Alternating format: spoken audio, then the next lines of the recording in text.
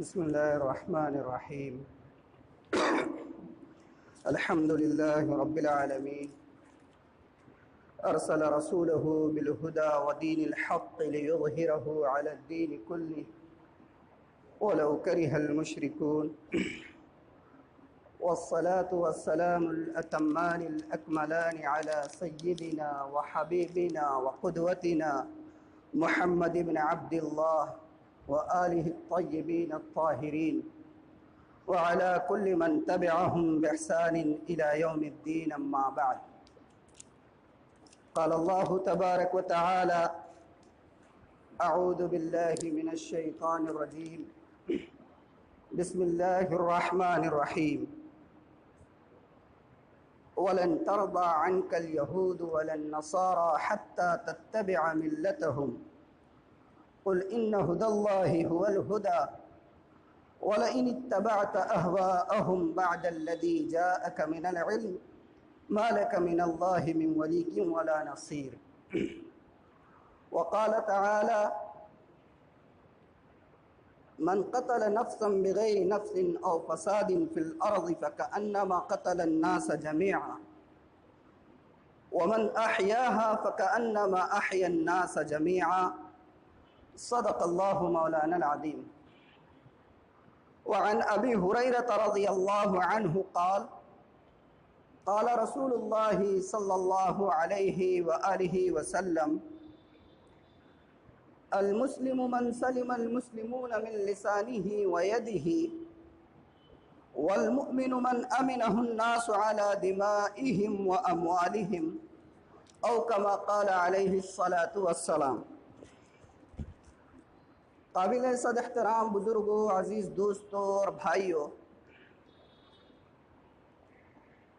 اللہ تبارک و تعالیٰ نے قرآن کریم کے اندر ہمیں جو شریعت دی ہے اور زندگی گزارنے کے جو قانون عطا کیے ہیں اور جو لائے عمل اور طریقہ زندگی عطا کیا ہے، اور اسی طریقے سے میرے اور آپ کے آقا محمد الرسول اللہ صلی اللہ علیہ وآلہ وسلم نے اپنی عملی زندگی کے ذریعے سے اور اپنی احادیث مبارکہ کے ذریعے سے ہمیں جو تعلیم زندگی گزارنے کی دی ہے، ان تمام تعلیمات میں، چاہے وہ قرآن کی تعلیمات ہو، شریعت کی تعلیمات ہو، میرے اور آپ کے آقا کی عملی زندگی ہو، یا آپ کی احادیث کے ذریعے ملنے والی تعلیمات ہو، ان تمام تعلیمات میں انسان کی جان کو، انسان کی مال کو، اس کی عزت اور آبرو کو بہت اونچا مقام دیا گیا ہے۔ ایک انسان کی جان، اس کا مال، اس کی عزت و آبرو کو ہماری شریعت نے اور ہمارے پیغمبر نے اپنی تعلیمات میں بہت اونچا درجہ دیا ہے۔ اور اسی کے برعکس جتنے بڑے بڑے اور بدترین قسم کے گناہ بتائے گئے ہیں، اکبر الکبائر جو بتائے گئے ہیں، اور بالکل بدترین درجے کے جو کرائم بتائے گئے ہیں، ان میں ایک بڑا گناہ وہ بتایا گیا ہے کسی معصوم کو قتل کرنا، کسی ایسے شخص کو جس کا کوئی جرم نہیں، جس کا کوئی عذر نہیں، ناجائز طریقے سے کسی کو قتل کر دینا، اس کو ہماری شریعت نے اکبر الکبائر بتایا ہے، یعنی بڑے گناہوں میں بھی سب سے بڑا گناہ۔ یہی وجہ ہے، آپ دیکھیں گے قرآن مقدس کے اندر، آپ نے بارہا علماء سے سنا بھی ہوگا، اور ابھی میں نے خطبے میں جو آیت تلاوت کی ہے، ابھی جو پڑھی ہے، اس میں اللہ تبارک و تعالیٰ نے فرمایا، کیا فرمایا؟ فرمایا کہ من قتل نفسا بغیر نفس او فساد فی الارض فکأنما قتل الناس جميعا۔ کیا فرمایا اللہ تعالیٰ نے؟ اگر کسی نے کسی شخص کو بغیر کسی حق کے، حق کیا ہوتا ہے؟ مان لیجئے کہ کسی شخص نے کسی کا مرڈر کر دیا، کسی کو ناحق قتل کر دیا، تو شریعت کیا کہتی ہے کہ بھئی قتل کے بدلے میں قتل ہے۔ لیکن ایسا کوئی معاملہ نہیں، سامنے والے کے کوئی قصور نہیں، اس کا کوئی جرم نہیں، کسی جرم کی پاداش میں نہیں، بلکہ ناجائز طریقے پر کوئی کسی شخص کو قتل کرے گا تو اللہ تعالیٰ کیا کریں؟ فَكَأَنَّمَا قَتَلَ النَّاسَ جَمِيعًا، تو وہ ایسا ہے جیسے اس نے ایک پوری انسانی برادری کا قتل کر دیا، اس نے پورے ہیومن بینگ کو قتل کر دیا، فرد واحد کا قتل نہیں ہے۔ اگر کوئی کسی کو جو ہے بغیر کسی جرم کے قتل کرتا ہے تو گویا وہ پوری انسانیت کا خاتمہ کر رہا ہے۔ اور آگے فرمایا وَمَنْ أَحْيَاهَا فَكَأَنَّمَا أَحْيَا النَّاسَ جَمِيعًا، اور اگر کوئی کسی کے ظلم سے بچاتا ہے، کسی کے استبداد سے بچاتا ہے اور ناحق قتل کیے جانے سے بچاتا ہے اور ظلم کا شکار ہونے سے اس کی حفاظت کرتا ہے تو اس نے گویا کسی ایک شخص کو نہیں بچایا، وہ ایسے ہے جیسے گویا اس نے پوری انسانیت کو بچایا ہے۔ تو کیا سمجھ میں آ رہا ہے؟ اسلام وہ مذہب ہے جس نے انسان کی جان کو، عزت کو، مال کو، اس کی آبرو کو سب سے بلند مقام دیا ہے، اور مسلمان اس پر ایمان رکھتے ہیں، یقین رکھتے ہیں اور اس پر عمل بھی ہے۔ لیکن بدقسمتی سے اس وقت مسلمانوں کو پوری دنیا کے اندر، خاص طور پر یورپ اور امریکہ کے اندر، اسلام دشمن عناصر نے ایک ایسی ان کی شبیہ بنا دی ہے کہ گویا وہ سب سے زیادہ اس تعلیم کے خلاف کام کرنے والے ہیں۔ بھئی محلے کا چور ہوتا ہے نا، محلے کا چور، تو کیا ہوتا ہے کہ جو محلے کے جو بدنام قسم کے دو چار لوگ ہوتے ہیں جن کی کمپلینٹ پولیس اسٹیشن میں درج رہتی ہے، تو اب اگر کبھی مان لیجئے کہ اس محلے میں کوئی واردات ہو جاتی ہے، قتل کی واردات ہو، چوری کی واردات ہو، کسی بھی طرح کی کوئی واردات اگر محلے میں ہوتی ہے تو پولیس والے کیا کرتے ہیں؟ سب سے پہلے آ کر ان دو چار لوگوں کو جو محلے کے چور کے طور پر، محلے کے بدماش کے طور پر معروف ہوتے ہیں، سب سے پہلے آ کے ان کی انکوائری کی جاتی ہے۔ ایسے ہی ہوتا ہے نا؟ اور یہی حال اس وقت پوری دنیا میں مسلمانوں کا بنا دیا گیا۔ محلے کے چور، کوئی بھی واقعہ ہوتا ہے مسلمان ذمہ دار، کوئی بھی سانحہ ہوتا ہے مسلمان ذمہ دار، اور اس واقعے سے بدترین واقعہ بھی اگر کہیں پر ہوتا ہے لیکن اس کو کرنے والا مسلمان نہیں ہے تو وہ واقعہ پھر جو ہے بہت بڑا ہائی لائٹ نہیں ہوتا ہے، اس کو ایشو نہیں بنایا جاتا ہے، اس کو دہشت گردی نہیں قرار دیا جاتا ہے، کیونکہ محلے کے چور نے نہیں کیا ہے۔ یہ اس وقت کی ایک عام فضا بنی ہوئی ہے، عام فضا ہے۔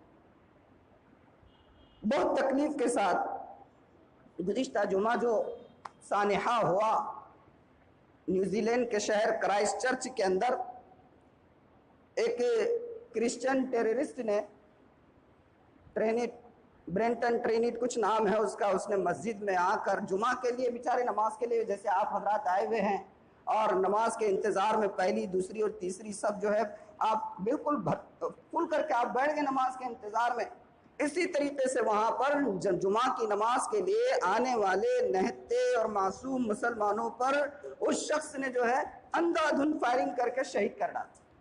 کتنے مسلمانوں کو؟ 50 سے زائد مسلمان جب اس نے کیا تھا اس وقت یہ فگر تھا، اس میں زخمی بھی بہت سارے تھے، اب پتہ نہیں ان زخمیوں سے اللہ نے کتنوں کو جام شہادت سرفراز کر دیا، لیکن 50 سے زائد مسلمانوں کو اس شخص نے جو ہے قتل کر دیا، شہید کر دیا۔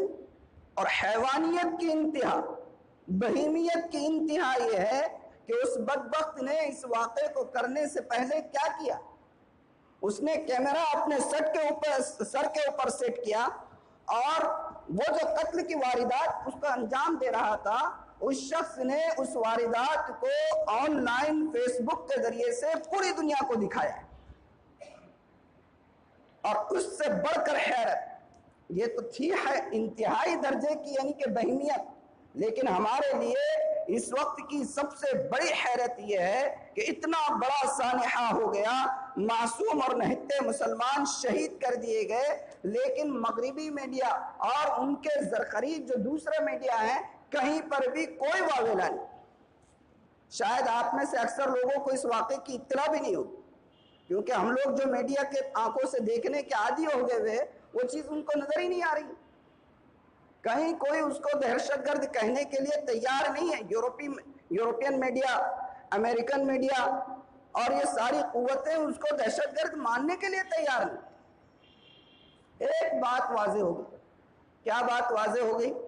کہ یورپ، امریکہ اور اسلام دشمن عناصر جو دہشت گردی کے واقعات کو اور اس طریقے کے سانحات کو عام طور پر مسلمانوں سے جوڑتے ہیں، اس واقعے سے یہ بات سامنے آ گئی کہ دہشت گردی کا اپنا کوئی مذہب نہیں ہوتا ہے. ہوتا ہے دہشت گردی کا کوئی مذہب؟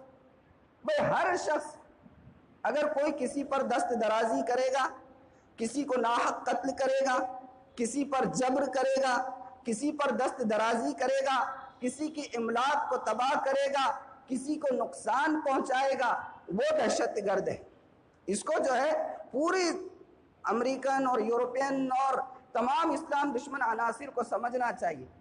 اور غور کریے، دوہرا معیار اس وقت ایسی تکلیف دہ کیفیت ہے، آپ یقین مانیے پوری تاریخ کا مطالعہ کر جائیے، اس وقت دنیا میں سب سے زیادہ اگر مار کسی خاص مذہب کے ماننے والوں نے دہشت گردی کی کھائی ہے تو وہ صرف مسلمان.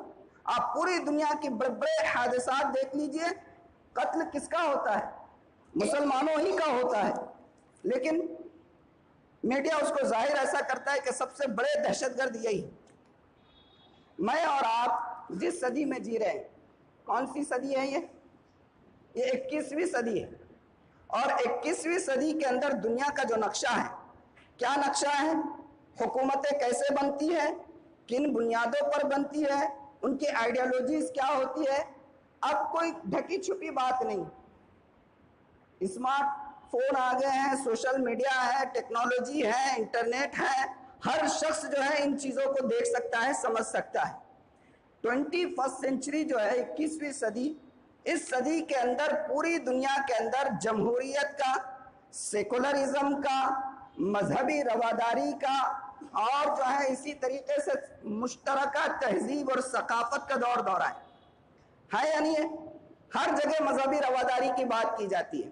ہر ملک مذہبی رواداری کی بات کرتا ہے. ہر ملک اپنے آپ کو جمہوری اور سیکولر قرار دیتا ہے یا نہیں ہے؟ اور اس وقت کا جو سپر پاور ہے امریکہ، وہ تو اپنے آپ کو حقوق انسانی کا، مذہبی رواداری کا، سیکولرزم کا اور جمہوریت کا اپنے آپ کو جو ہے بہت بڑا علمبردار قرار دیتا ہے یا نہیں دیتا؟ جہاں کہیں کوئی مسئلہ ہو تو یہ چوکیدار کھڑے ہو جاتے، سب سے بڑے روادار، مذہبی روادار، حقوق انسانی کا خیال کرنے والے. لیکن میں آپ سے پوچھتا ہوں، عراق کی ابو غریب جیل اور اس کے اندر دی جانے والی جو ہے بدترین سزائیں، یہ کون دیتا تھا؟ یہی انسانی حقوق کا دعویٰ کرنے والے ہے نہیں؟ کیوبا کے گوانتانامو بے کی جو جیل تھی اور اس میں مسلمان قیدیوں کو جو بری طریقے سے بہیمانہ انداز میں جس طریقے کی سزائیں دی گئی، وہ کون تھی؟ یہی انسانی حقوق کا جو ہے راگ الاپنے والی ہے یا نہیں؟ اسی گوانتانامو بے کی جیل کے اندر قرآن مجید کو، قرآن مقدس کو نعوذ باللہ ثم نعوذ باللہ بیت الخلاء کے ذریعے سے بہانے کا واقعہ بھی دنیا نے دیکھا ہے، نیوز میں آ چکا ہے، اس کی ویڈیو کلپس بھی آئی تھی. اور وہ نعرے کیا ہیں، دعوے کیا ہیں؟ انسانی حقوق کی پاسداری، مذہبی رواداری، مشترکہ تہذیب کی حفاظت. یہ سارے نعرے لگانے والے، یہ سارے کام ان کی لسٹ ہے. ساری چیزیں دیکھ جائیے آپ، ہے یا نہیں ہے؟ یورپ، خاص طور پر یورپ کی بات کر رہا ہوں، وہاں پر یہ لوگ مذہبی رواداری کی بات کرتے ہیں. یورپ کے اندر ڈنمارک شہر کے اندر میرے اور آپ کے آقا محمد الرسول اللہ صلی اللہ علیہ وآلہ وسلم کی ذات اقدس اور آپ کی مبارک اور نورانی صورت کو جو ہے نعوذ باللہ 100,000 مرتبہ نعوذ باللہ جس طریقے سے دہشت گرد کی شکل میں آپ کا کارٹون بنایا گیا تھا اور اس کو جو ہے شائع کیا گیا تھا، اور اس کے بعد پورے یورپ کے کئی ملکوں نے آزادی اظہار رائے کے نام پر بار بار ان کارٹونوں کو شائع کیا تھا. آپ بھولیں گے نہیں؟ آپ جاننے والے لوگ ہیں، آپ نے اخبارات میں یہ ساری چیزیں سنی اور پڑھی ہوگی، ہوا یا نہیں ہوا؟ یہ چیزیں ہوئی یا نہیں ہوئی ہیں؟ اور امریکہ اپنے آپ کو امن کا علم بردار کہنے والے، مجھے آپ یہ بتائیے کہ دنیا کی جو 2 بڑی جنگ عظیم ہوئی ہے، کن لوگوں نے کی ہے؟ مسلمانوں نے کی ہے۔ فرسٹ وار اور سیکنڈ وار، دنیا کی جنگ عظیم اول اور جنگ عظیم ثانی جو ہوئی ہے، پہلی جنگ عظیم جو 1914 سے لے کر 1918 تک ہوئی تھی، اور آپ کو سن کر حیرت ہوگی کہ اس جنگ عظیم کے اندر 2.5 کروڑ لوگ مارے گئے۔ کتنے لوگ مارے گئے؟ 2.5 کروڑ لوگ پہلی جنگ عظیم میں مارے گئے۔ اور دوسری جنگ عظیم جو 1939 سے لے کر 1945 تک لڑی گئی، اس کے اندر 6 کروڑ لوگ مارے گئے۔ کتنے لوگ؟ 6 کروڑ لوگوں کا قتل۔ اور پہلی جنگ عظیم میں 2.5 کروڑ لوگوں کا قتل۔ یہ قتل کرنے والے کون؟ مسلمان ہیں؟ نہیں ہے۔ کون لوگ ہیں؟ انسانی حقوق کی آواز بلند کرنے والے، برابر ہے۔ عراق کی اینٹ سے اینٹ بجا دی گئی، افغانستان کی اینٹ سے اینٹ بجا دی گئی، یہ سارے کرنے والے، اور پھر جو ہے تو نام دینے والے کس کے ہیں؟ ہم انسانی حقوق کے علم بردار ہیں۔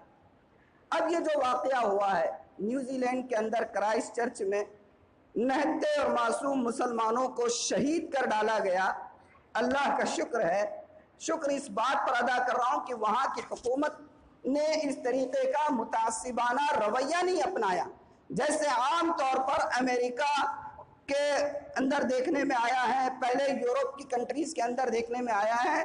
اللہ کا شکر ہے کہ وہاں کی حکومت نے ایسا متعصبانہ رویہ نہیں اپنایا۔ انہوں نے فوراً اس کو پہلے مرحلے میں تو کہا کہ بھئی یہ دہشت گردی نہیں ہے، ایک شدت پسند ہے، لیکن بعد میں باضابطہ آفیشیلی انہوں نے اس واقعے کو دہشت گردانہ کارروائی قرار دیا ہے۔ اور آج کی جو جمعہ کی اذان ہے، وہاں کی حکومت نے اپنی پارلیمنٹ کے اندر یہ اعلان کیا تھا پچھلے 2-3 دن پہلے کہ جمعہ کی اذان نیوزی لینڈ کے سرکاری ریڈیو اور ٹیلی ویژن پر باضابطہ حکومت کی نگرانی میں ٹیلی کاسٹ کی جائے گی، براڈ کاسٹ کی جائے گی۔ تو حکومت ہے، سمجھدار ہے، لیکن میں نے یہ جو آپ کے سامنے یورپ اور امریکہ کی اسلام دشمن جو پالیسی ہے اور اس کی جو دوہری پالیسی ہے، اس کا جو دوہرا نظریہ ہے، اور جس طریقے سے دہشت گردی کو وہ لوگ ٹریٹ کرتے ہیں، اس کو جو میں نے آپ کے سامنے پس منظر رکھا، نیوزی لینڈ کا جو واقعہ ہوا، یہ واقعہ اور جو پس منظر میں نے رکھا، ہم اس 2 واقعوں کے اندر تناظر میں، نیوزی لینڈ واقعے کے تناظر میں، اور یہ جتنی چیزیں میں نے یورپ امریکہ کی جو ہے دوہری پالیسی کے بارے میں بتائی ہیں، اس کی روشنی میں آج ہمیں جو ہے تھوڑا سا غور کرنے کی ضرورت ہے کہ امریکہ کی، یورپ کی اور اسلام دشمن عناصر کی یہ ساری پالیسیاں آخر کیوں بن رہی ہے، ان کا یہ دوہرا نظریہ کیوں ہے، کیا وجوہات ہے جس کی بنیاد پر ایسے واقعات رونما ہوتے ہیں، اور وہ کیا وجوہات ہیں کہ دنیا میں اگر کوئی واقعات تھوڑا سا معمولی سا ایکسیڈنٹ بھی اگر مسلمان کے طرف سے ہوتا ہے تو اس کو جو ہے دہشت گردانہ کارروائی قرار دیا جاتا ہے، اور اگر دوسرے مذہب کا کرنے والا کوئی کرتا ہے تو اس کو ایک معمولی شدت کا واقعہ بتا کر ختم کر دیا جاتا ہے۔ میڈیا کے اوپر کوئی ڈیبیٹس نہیں ہے، کوئی اس کے اوپر بحث و مناقشہ نہیں ہے، کوئی اس کی جرح و تجریح نہیں کر رہا ہے۔ آخر کیا وجہ؟ ان وجوہات کو تھوڑا سا میں آج آپ کے سامنے بیان کرنے کی کوشش کروں گا کہ آخر کیا وجوہات ہے کہ امریکہ اور یورپ جو ہے اسلام سے، مسلمانوں سے اتنی نفرت ان کے دماغوں میں بھری ہوئی۔ کئی ساری وجوہات، اگر کوئی انٹلیکچوئلز بیٹھ کر اس کو انالائز کرنا چاہے، اس کا تجزیہ کرنا چاہے تو بہت ساری وجوہات نکل سکتی ہے، بہت ساری وجوہات، لیکن میں اپنے مختصر یعنی کہ طالب علمانہ ذہنیت کے اعتبار سے جو آپ کے سامنے بات رکھ سکتا ہوں، سب سے پہلی وجہ جو سمجھ میں آتی ہے ان کی دوہری پالیسی کی، وہ یہ ہے کہ امریکہ اور یورپ زیادہ تر مذہب عیسائیت کے ماننے والے ہیں، برابر ہے، لیکن آپ کو یہ بتاؤں کہ ہم لوگ یہ سمجھتے ہیں کہ وہ عیسائی مذہب کو ماننے والے ہیں، لیکن حقیقت یہ ہے کہ یورپ اور امریکہ مذہب بیزار ہے۔ وہاں کے 70% سے زیادہ لوگ، 70% سے زیادہ آبادی ایسی ہے جو کسی مذہب پر یقین نہیں رکھتی ہے، کسی مذہب پر یقین نہیں، ایسے لوگ ہیں۔ اور وہاں کی جو نئی نسل ہے وہ خود اپنے مذہب کے بارے میں بہت کچھ، مذہب کا جو عقیدہ ہے، عیسائی عقیدہ جو ہے، اس کے بارے میں یہ لوگ کافی جو ہے شکوک و شبہات میں مبتلا ہے۔ اور عقلی طور پر بھی، لاجیکلی بھی ہے، آپ بھی غور کریں، تھوڑی سی موٹی عقل ہوگی تو آدمی غور کریں کہ آپ جو ہے تثلیث کے عقیدے کے ماننے والے ہیں، آپ خدا بھی بتا رہے ہیں، بیٹا بھی بتا رہے ہیں، اور 3 کا 1 بتا رہے ہیں، کسی کو سمجھ میں نہیں آتی ہے، ان کے اپنے ماننے والوں کو بھی بات سمجھ میں نہیں آتی ہے۔ پھر یہ ہے کہ بیٹے کو جو ہے دشمن قتل کر دیتے ہیں اور باپ حفاظت نہیں کر پاتا ہے۔ تو ایسی چیزیں ہیں جنہوں نے ان کے عقیدے کی بنیاد کو ہلا کر رکھ دیا ہے، بہت زیادہ ہلا کر رکھ دیا ہوا ہے۔ تو اس کے وجہ سے کیا ہو رہا ہے، اور دوسری طرف دنیا میں کیا ہو رہا ہے، دوسری طرف یہ حال ہے الحمدللہ مسلمانوں کے اندر ریلیجیس ریوائولزم یعنی مذہبی بیداری بہت زیادہ ترقی پر ہے۔ مسلمان کتنا ہی ناقص العمل ہوگا، گنہگار ہوگا، لیکن ناقص الایمان نہیں ہو سکتا۔ سمجھ میں آئی بات؟ سمجھ میں آئی کیا کہہ رہا ہوں؟ مسلمان ناقص العمل ہو سکتا ہے، عمل میں کوتاہی ہو سکتی ہے، گناہ کر سکتا ہے، نماز قضا ہو سکتی ہے، زکوٰۃ دینے میں ڈنڈی مار سکتا ہے، حج کی ادائیگی میں تھوڑا آگے پیچھے ہو سکتا ہے، لیکن مسلمان اپنے بنیادی عقیدے سے کبھی بھی دستبردار نہیں ہو سکتا۔ اور یہ چیز مسلمانوں میں بہت زیادہ ترقی پر ہے۔ یورپ اور امریکہ مسلمانوں کی اس مذہبی بیداری سے بہت زیادہ خوف کھائے ہوئے۔ کیا کیے ہوئے؟ اصل میں ہم اپنے آپ کو پہچانتے نہیں ہیں۔ مسئلہ یہ ہے کہ ہم ہمیشہ ایک احساس کمتری کا شکار ہے۔ ہمیں احساس نہیں ہے کہ دنیا والے ہمیں کس نظروں سے دیکھتے ہیں۔ ہم خالی میڈیا کی نظروں سے اپنے آپ کو دیکھتے ہیں۔ اس وقت پوری دنیا کے اندر مسلمانوں کی جو شناخت بنی ہوئی ہے، بنتی جا رہی ہے، اس کو ہم بہت باریکی سے دیکھنے کی ضرورت۔ وہ لوگ اس لیے خوف زدہ ہیں کہ مسلمان مذہبی طور پر بہت بیدار ہو گیا ہوا ہے۔ اور دوسری وجہ مسلمانوں سے نفرت کی یہ ہے کہ وہ مسلمانوں کی تہذیب کو مغربی تہذیب کے لیے بہت بڑا خطرہ سمجھتے ہیں۔ آپ دیکھیں گزشتہ دنوں فرانس کے اندر پردے پر، چہرے کے پردے پر بھی جو پابندی لگائی گئی، کیوں لگائی گئی؟ ان کو اس پردے سے کوئی نقصان تھا؟ لیکن ان کو ڈر یہ تھا کہ یہ اتنی صاف ستھری تہذیب، اتنے اچھے اقدار، اتنے اچھے مورلز، اگر یہ بہت زیادہ یہاں پر اپناتے رہیں گے تو ہماری جو لڑکیاں ہیں، ہماری جو ماننے والے مذہب کے ماننے والے لوگ جو مادر پدر آزاد ہو کر گھومنے کے خواہش مند ہیں، وہ اس تہذیب کو اپنانے لگ جائیں گے۔ یہی تو ڈر تھا جس کی وجہ سے، ورنہ کیا ڈر تھا پردے سے؟ برابر ہے یا نہیں بات؟ تو اسلامی تہذیب سے، اسلامی اقدار سے، اسلامک کلچر سے مغرب اور یورپ جو ہے بہت زیادہ خوف کھائے ہوئے۔ اور تیسری وجہ، قرآن دنیا کی واحد کتاب، یہ بات کان کھول کر سنیں، قرآن دنیا کی واحد کتاب ہے جس کتاب نے کرسچن اور جیوز، یہود و نصارہ کے باطل افکار اور نظریات کی سخت تنقید کی۔ آپ سورہ بقرہ پڑھیے اور سورہ بقرہ کی تفسیر پڑھیے، علماء سے پوچھیے۔ سورہ بقرہ کے اندر اللہ تعالیٰ نے متعدد جگہوں پر بنی اسرائیل کے، یہود و نصارہ کے جو باطل طریقے تھے، انہوں اپنی توریت کی اور انجیل کی آیتوں کو جس طریقے سے استحصال کیا کرتے تھے، مالداروں کے لیے الگ پیمانے، غریبوں کے لیے الگ پیمانے، اور شریعت کو بدلنے کے کام، قرآن نے اس کو صاف لفظوں میں بیان کیا۔ دنیا کی کوئی کتاب ہے؟ گیتا میں ان کے بارے میں لکھا ہے؟ بھائی سکھ لوگوں کی کتاب میں کچھ لکھا ہے؟ قرآن آسمانی کتاب، وہ لوگ آسمانی مذہب کے ماننے والے لیکن ان کی جو تحریفات تھی، ان کے جو باطل نظریات تھے، ان کے جو باطل عقائد تھے، ان کا جو بگاڑ تھا، قرآن نے اس کو صاف لفظوں میں بیان کیا، دنیا کی کسی کتاب میں۔ اور یہ جب پڑھتے ہیں تو یہ لوگ بوکھلائے ہوئے ہیں کہ یہ کیا ہماری پول کھول کر رکھ دی گئی ہے قرآن کے اندر، ہضم نہیں ہوتا۔ اسی لیے اللہ نے قرآن میں کہا ہے نا وَلَن تَرْضَىٰ عَنْكَ الْيَهُودُ وَلَا النَّصَارَىٰ حَتَّىٰ تَتَّبِعَ مِلَّتَهُمْ، یہ یہود و نصارہ آپ سے اس وقت تک راضی نہیں ہو سکتے جب تک کہ آپ ان کے مذہب کو، ان کی آئیڈیالوجی کو، ان کے عقیدے کو قبول نہ کریں۔ کون کہہ رہا ہے؟ کوئی بڑا شخص نہیں کہہ رہا ہے، خود اللہ تعالیٰ قرآن میں کہہ رہے ہیں۔ تو سب سے بڑی وجہ تو یہی سمجھ میں آتی کہ قرآن نے ان کی پول کھول کر رکھی اور اس کی وجہ سے وہ لوگ تلملائے ہوئے ہیں۔ یہ سارے وجوہات ہیں۔ اور پھر اور ایک وجہ، مغرب یہ سمجھتا ہے، یورپ اور امریکہ یہ سمجھتے ہیں کہ اسلام اور مسلمان یہ جمہوریت کے لیے اور سیکولرزم کے لیے جو ہے بہت سخت مخالف ہے۔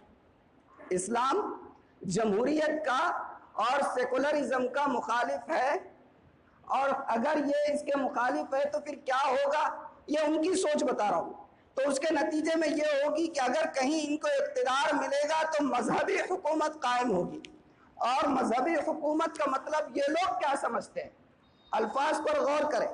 مذہبی حکومت کا مطلب یورپ اور امریکہ یہ سمجھتے ہیں کہ بالکل مطلق العنانی، آزاد، مادر پدر آزاد ہو کر من چاہی حکومت کرنا، جیسے گزشتہ صدیوں میں ان لوگوں کے اندر پیپیسی تھی، پاپائیت جس کو کہتے ہیں، یعنی مذہبی تسلط کے اندر کئی صدیوں تک یہ رہے، اور ان کے مذہبی حکمرانوں نے اس طریقے سے ان کا استحصال کیا کہ اس سے اپنے آپ کی جان بچانے کے لیے کئی صدیوں تک انہوں نے جو ہے کوششیں کی، اور اس کے بعد جب اس سے آزاد ہوئے تو ساری تعلیمات کو پیچھے ڈال کر مادر پدر آزاد ہو کر معاشرے میں آئے، عورتوں کا کیا برا حال کر دیا۔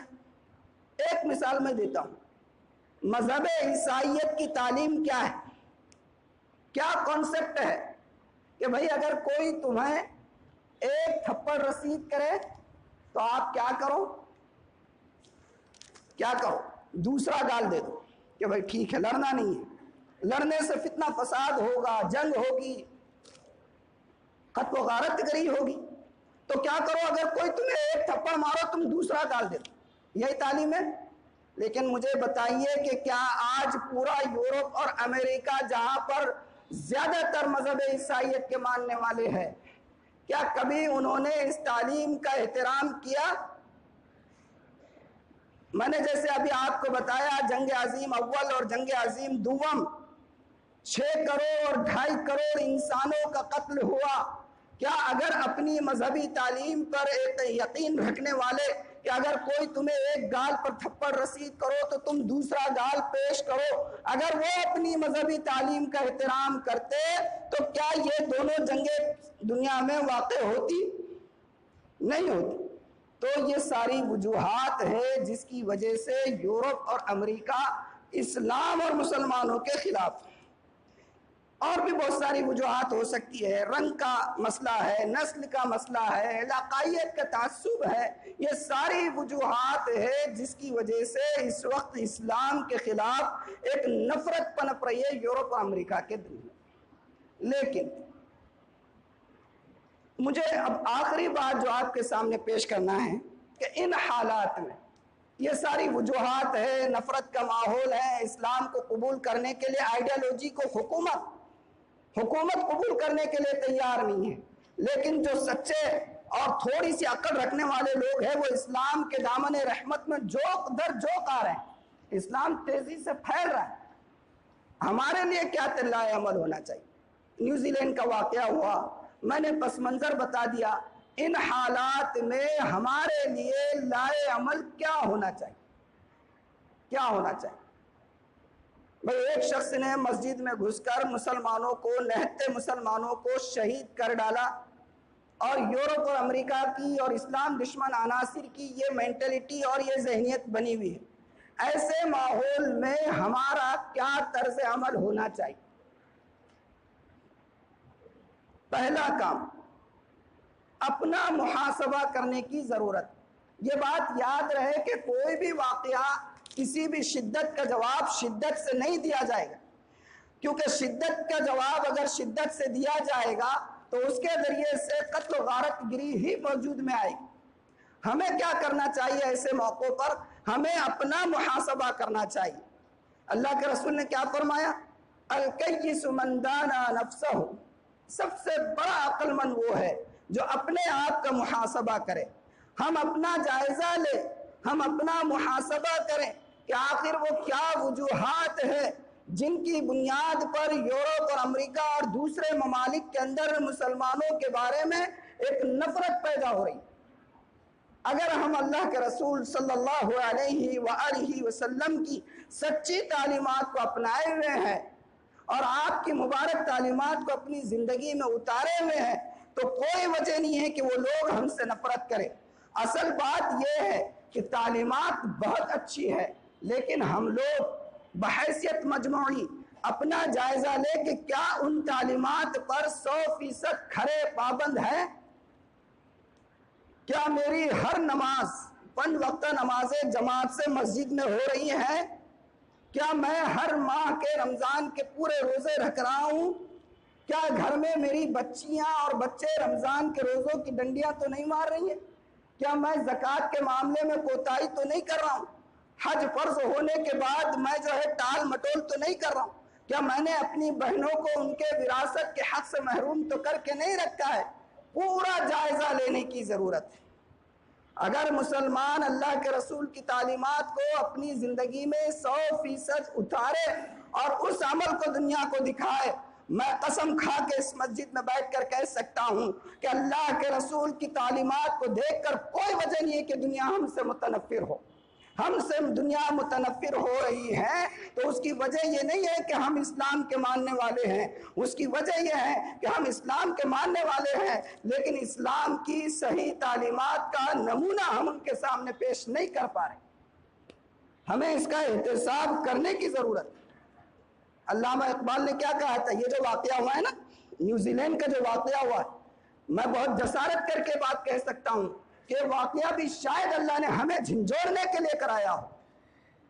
کہا تھا نا علامہ اقبال نے، خدا تجھے کسی طوفان سے آشنا کر دے، خدا تجھے کسی طوفان سے آشنا کر دے کہ تیرے بحر کی موجوں میں اضطراب نہیں۔ ایک سناٹا ہے، اخلاقی دیوالیہ پن ہے۔ کیا حال ہے؟ الیکشن کی ابھی گہما گہمی ہے، آنے والے مہینے میں الیکشن ہے، امیدوار کھڑے ہوں گے جن کو کھڑے ہونا ہے، سیاست کا کام ہے، لیکن مجھے بتائیے سوشل میڈیا کے اوپر کیسا ہنگامہ بپا ہے؟ لوگوں کی کردار کشیاں کی جا رہی ہے، کسی کے خلاف کوئی کچھ بولتا ہے تو کوئی کچھ بولتا ہے۔ ارے بھائی، کسی کی غیبت کرنے کا سرٹیفکیٹ کہاں سے ملا؟ کسی کی عزت کے بقیے ادھیڑنے کا اجازت نامہ کہاں سے ملا؟ ہم مسلمان ہیں، کیا ہے؟ ہم اپنا محاسبہ کریں۔ ہم جو ہے ہر چیز کو جائز قرار دے دیتے ہیں۔ تو یہ جو ہوا ہے، تو میں تو جسارت کے ساتھ کہوں گا کہ اللہ تعالیٰ نے ہمیں جھنجھوڑنے کے لیے واقعہ کیا۔ خدا تجھے کسی طوفان سے آشنا کر دے کہ تیرے بحر کی موجوں میں اضطراب نہیں۔ تو ہم اپنا محاسبہ کریں، اپنے اعمال کو درست کرنے کی کوشش کریں۔ اور دوسری بات جو ان حالات میں ہمیں کرنا ہے وہ کیا ہے؟ وہ یہ ہے کہ ہم اس وقت جن حالات سے دوچار ہے، بار بار آپ علماء کی زبان سے سنتے ہیں کہ مسلمان دنیا میں پیسے جا رہے ہیں، کاٹے جا رہے ہیں، عراق، افغانستان، بنگلہ دیش، برما اور اسرائیل اور فنا اور فنا اور فنا ہے یا نہیں ہے؟ تو اس صورتحال میں ہمارے لیے دوسرا لائحہ عمل یہ ہے کہ ہم اپنی صفوں کو متحد کریں۔ ایک بات یاد رکھیں کہ ہر بات میں اتحاد ہونا ضروری نہیں ہے۔ میں اگر کسی مسلک کا ماننے والا ہوں تو ضروری نہیں ہے کہ میں سامنے والے کو بھی اپنے مسلک ہی کا بناؤں۔ اگر چند باتوں پر اختلاف ہے تو ان کو چھوڑ دیں اور مشترکہ باتوں میں اتحاد پیدا کریں۔ ملی مسائل مسلمانوں کے ملی مسائل میں ایک مشترکہ موقف اس وقت مسلمانوں کو اپنانے کی ضرورت ہے۔ ہزار اختلاف اپنی جگہ، آپ اپنی نماز پڑھیے، آپ اپنے طریقے سے پڑھیے، میں اپنے طریقے سے نماز پڑھوں گا، میں اپنے طریقے سے روزہ رکھوں گا، آپ اپنے طریقے سے روزہ رکھیے، آپ کا طریقہ بھی صحیح ہے، قرآن اور حدیث سے ثابت ہے، میرا عقیدہ بھی صحیح ہے، قرآن اور حدیث سے ثابت ہے، لیکن کوئی وجہ نہیں ہے کہ میں آپ کے اوپر الزام تراشیاں کروں، آپ میرے اوپر الزام تراشیاں کریں۔ یہ مسائل اپنی جگہ پر، لیکن اس وقت کے حالات کے تناظر میں مشترکہ موقف اپنانا پڑے گا ملی مسائل۔ اور اتحاد کے سلسلے میں ایک بات اور بتا دوں کہ ہم اتحاد کی بنیاد ذاتی رائے پر نہ بنائیں۔ عام طور پر اگر اتحاد کی بنیاد ذاتی رائے پر بنائی جائے گی تو اختلاف کا ہونا لازمی ہے۔ ہم اس کی مثالیں دیکھ چکے ہیں۔ اتحاد کیوں نہیں ہوتا ہے کہ ہم ذاتیات کو اس میں اپنا لیتے ہیں۔ اگر کسی شخص نے کوئی رائے دیا کسی مسئلے میں اور وہ مسئلہ ملت کے یکسوئی کے لیے کافی ہے تو ہم صرف اس لیے اس رائے کو قبول نہیں کرتے ہیں کہ وہ دوسرے طبقے کا ہے۔ ہم گزشتہ دنوں اس کی مثال دیکھ چکے ہیں ہمارے ملک میں۔ بابری مسجد کے مسائل میں، طلاق کے مسائل میں کچھ لوگوں نے اپنی رائے رکھی، پورے ملک میں ہنگامہ برپا ہو گیا، لیکن بعد میں اسی بات کو سپریم کورٹ نے قرار دے دیا تو سب لوگ ماننے کے لیے تیار ہو۔ تو اتحاد اسی وقت قائم ہو سکتا ہے جب اگر دوسرے طبقے کا بھی، دوسرے مسلک کا بھی، دوسری سوچ کا آدمی بھی کوئی رائے دے اور وہ رائے ملی مصلحت کے اندر ہو تو اس کو قبول کرنا چاہیے۔ تو یہ دو باتیں ہوئی۔ کون سی دو باتیں ہوئی؟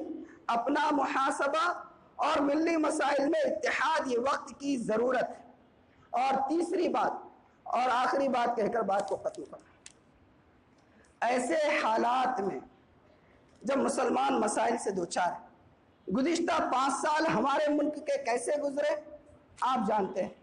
شریعت کے لالے پڑے، طلاق کے مسائل کو، شریعت کے معاملات کو، پرسنل لا کو اور دوسرے بہت سے مسائل کو حکومت نے جو ہے اپنی طاقت کی بنیاد پر مسلمانوں کا جینا دوبھر کر دیا، اس طریقے کی کیفیت بنائے گی۔ اور پوری دنیا کی کیفیت بھی آپ دیکھ لیجیے۔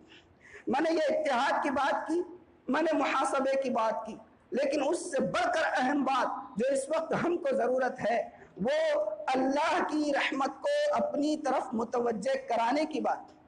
ایسے حالات یہ کوئی پہلی مرتبہ نہیں ہوئے۔ کیا آپ بھول گئے تاتاریوں کی ظلم و استبداد کو؟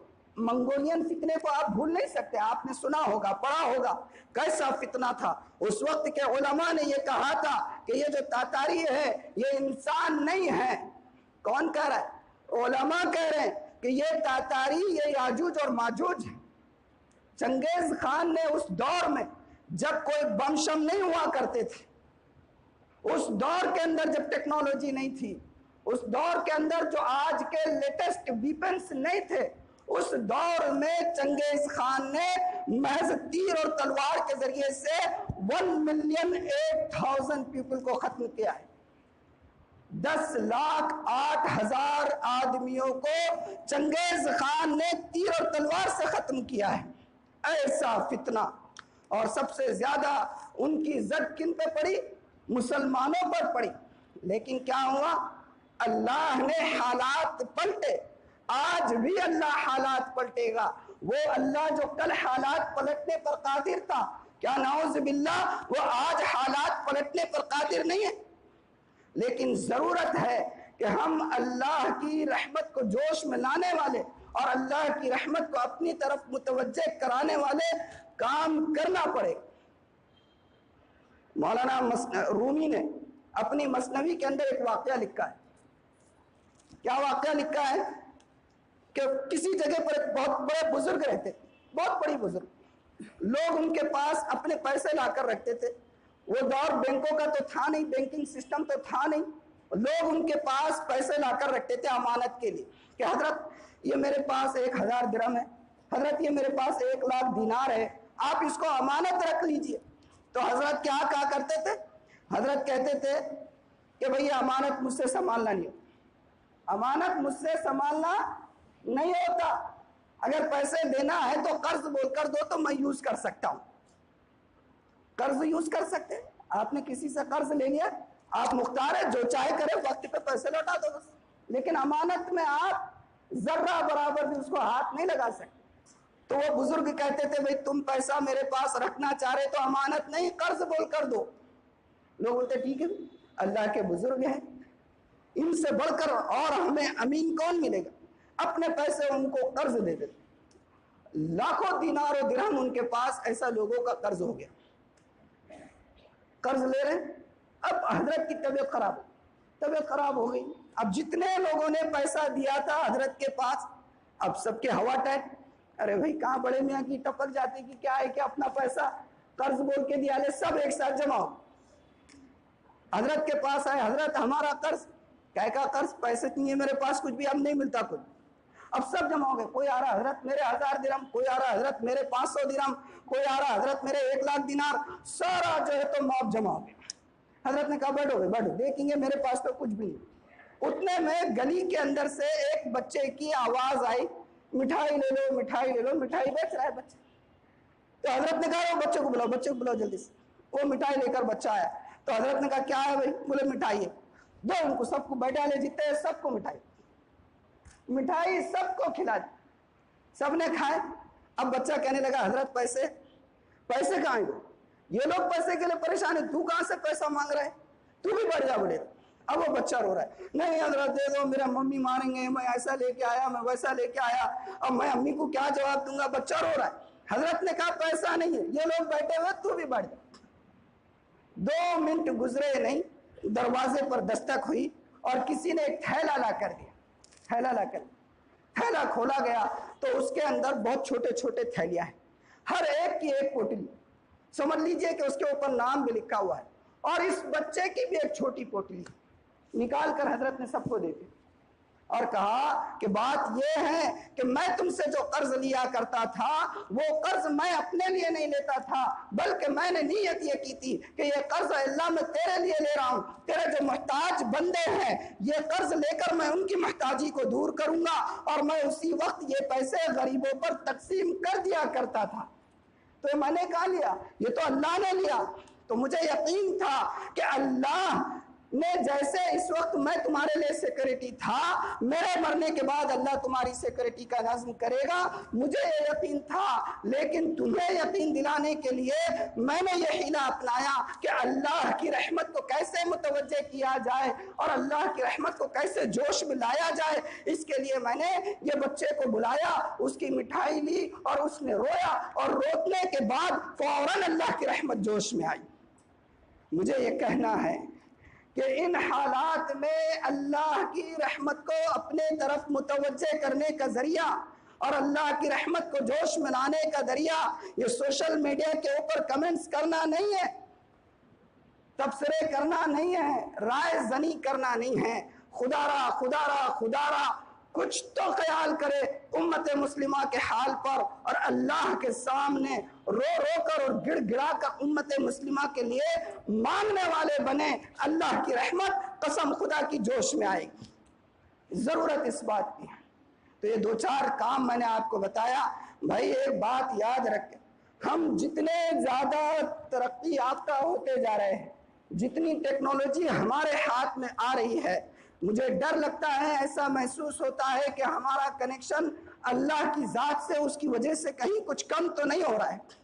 رونے کا مزاج نہیں ہے, اللہ سے ہر چیز کو مانگنے کا مزاج نہیں. یہ مزاج بنائیے, اللہ حالات بدلے گا. ایک بات بہت پیاری یاد آ گئی, آپ کی برکت سے بتا دوں کہ حضرت امام بخاری رحمہ اللہ حضرت کی قبر کے اوپر کروڑوں رحمتیں نازل فرمائے. قرآن کے بعد سب سے مقدس کتاب ان کی. امام بخاری بچپن میں نابینا ہو گئے, کسی وجہ سے نابینا ہو. ان کی والدہ بہت رو رہی ہے, رو کر اللہ سے دعا کر رہی ہے, میرا بچہ اندھا ہو گیا ہے, اے اللہ تو ہی اس کی حفاظت کرنے والا ہے. رو رہی ہے. خواب میں حضرت ابراہیم علیہ السلام آئے. کون آئے؟ حضرت ابراہیم علیہ السلام حضرت امام بخاری کی والدہ کے خواب میں آئے, اور خواب میں آ کر وہ کیا کہہ رہے ہیں؟ حضرت ابراہیم علیہ السلام کہہ رہے ہیں, یا حاذی قد رد اللہ علی ابنک بصرہ ببکائک. یا ہذہ قد رد اللہ علی ابنک بصرہ ببکائک، اللہ کی بندی تیرے رونے کی وجہ سے اللہ نے تیرے بچے کی بینائی واپس کر دی۔ خواب میں آنکھ کھول کر دیکھا، بیدار ہوئی تو امام بخاری جو نابینا ہو گئے تھے الحمدللہ آنکھیں لوٹ آئی ہے، اور آئی سائٹ کا پاور دیکھیے کیسا ہے کہ اس وقت یہ برقی قمقمے نہیں ہیں، چاند کی روشنی میں بیٹھ کر قضاء الصحابہ والتابعین نامی کتاب رات میں چاند کی تاریکی میں بیٹھ کر لکھی ہے۔ تو اللہ کے سامنے مانگے، مسائل کی یکسوئی کے لیے دعائیں کرے، اپنا محاسبہ کرے اور اتحاد کی فکر کرے، اور الیکشن کے ہنگاموں میں اپنے نام اعمال کو کسی کی غیبتوں سے ضائع نہ کرے۔ اللہ تعالیٰ مجھے اور آپ کو ہم سب کو عمل کی توفیق دے۔ دل کہتا ہے فصل جنوں کے آنے میں دیر نہیں، اب یہ ہوا چلنے ہی کو ہے، صبح چلے شام چلے۔ وآخر دعوانا الحمدللہ۔